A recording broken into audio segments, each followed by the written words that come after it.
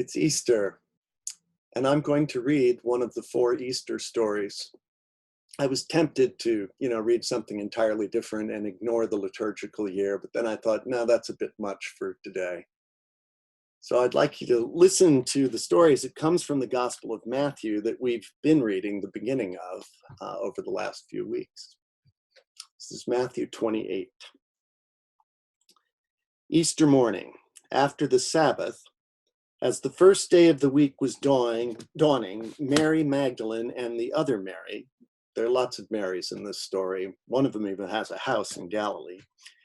Mary Magdalene and the other Mary went to see the tomb, and suddenly there was a great earthquake, for an angel of the Lord descending from heaven came and rolled back the stone and sat on it. His appearance was like lightning, and his clothing white as snow. For fear of him, the guards shook and became like dead men. But the angel said to the women, "Do not be afraid.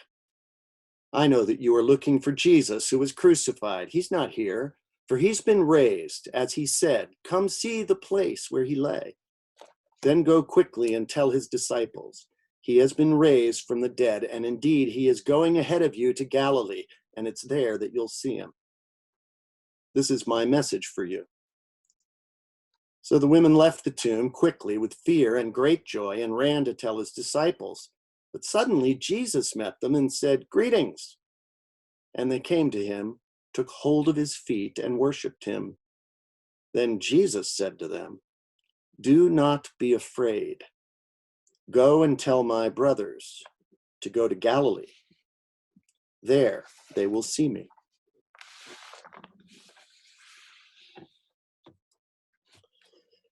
You're hard pressed to find an angel that doesn't say, "Do not be afraid." Seems to me that at a moment like this, that's a little difficult. I mean, every single one of us at one time or another in the last few weeks has thought about our own mortality, wondered whether our life will end or somebody very close to us. For some people, it's sort of a nebulous thing if you don't know anybody who's gotten really sick. For other people, it feels very real, but there's other kinds of fear that are developing in our world. And the people that were in this story, that were hearing this gospel, they were much the same. Life was pretty tenuous and fragile at that time. Disease took people way earlier than it takes people in our world. And they were living under the thumb of the Roman Empire. Life was not just. In fact, life was cheap to the Roman Empire. They destroyed lives just to create fear in the societies where they were trying to gain control. There wasn't economic justice. People were taxed. A lot of the people in this story, fishermen, they would fish from the shore, just throw their nets out. They could barely eke out a living. The government was corrupt. The tax collectors cheated. And that's kind of the way we feel about some of our government. We live in a world where government does not serve a great deal of the people. There are lies all over the place. And I'm not just talking about Trump, though I'm certainly talking about Trump.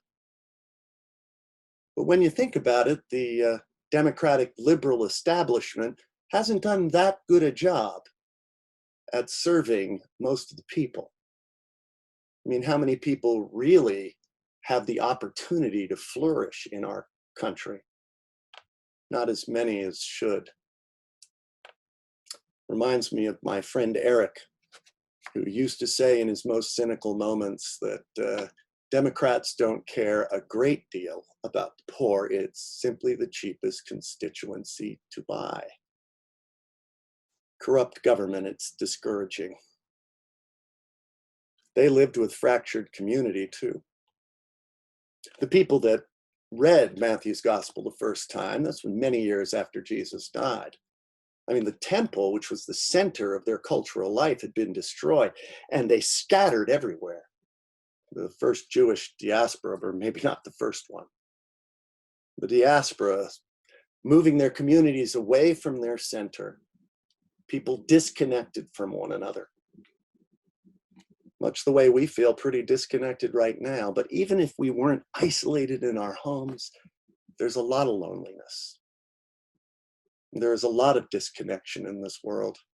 There's a whole lot of talk, but not a great deal of intimacy. All of this creates a culture of fear. Created it for them. They were afraid to meet publicly. They were afraid, they were locking themselves in hiding away from corrupt powers. And when you think about it, the culture of fear has taken hold of us too. I mean, why do you think we're reestablishing nationalism? Because we're afraid we're losing something of value right now, that chaos is overtaking us. It's a culture of fear, and it affects how we treat one another.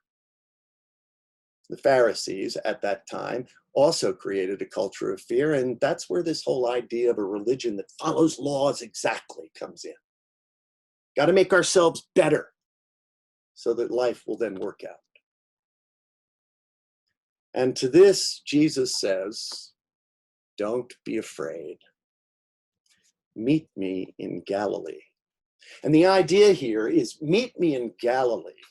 And we're going to start this all over again, but this time let's get it right. Meet me in Galilee, because that's where the ministry began. That's where the unfolding of hope began. If you haven't heard the whole story, many of you know it. But meet me in Galilee, it started for Jesus with those temptations where his character was formed. And that's what our examen is about. That we come before God and we look carefully at who we are and seek to be formed by the presence of the Spirit. That's what Jesus was doing in the wilderness. Meet me in Galilee.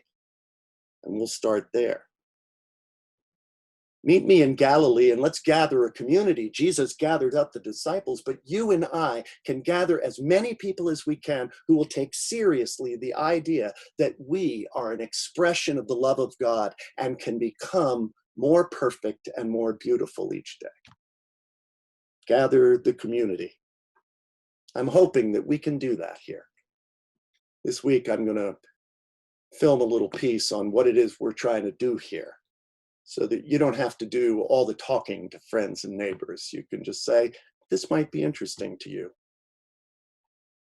Gather the community. And then we need to wrestle with our tradition.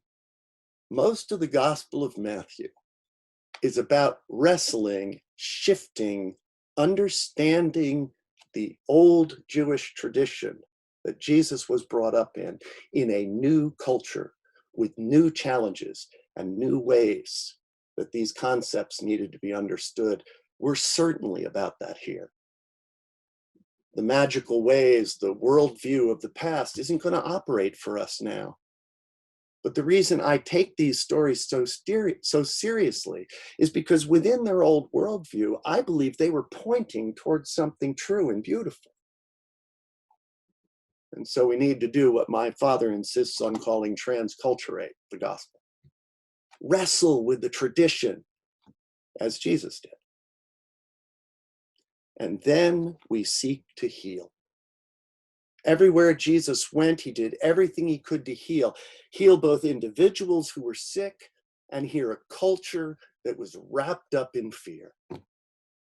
Always speaking truth to power, it's what got him in trouble.